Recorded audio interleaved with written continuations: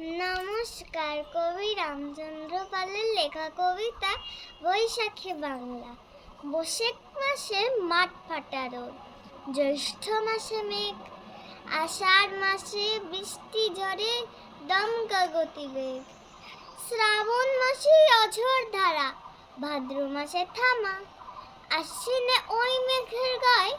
পুজোর নতুন জামা, কার্তিকে ধান মাঠে সবুজ, রঙের সে কি খেলা, অগ্রাণে হিম একটু একটু আসছে শীতের বেলা, পৌষ মাসে যবু তবু লেপের নিচে কাঁথা, হাড় কাঁপানোর মাঘের শীতে ঘুম ভাঙে না যাতা, ফাগুন মাসে যেই ভেঙে যায় শীত কুয়াশার ঘুম,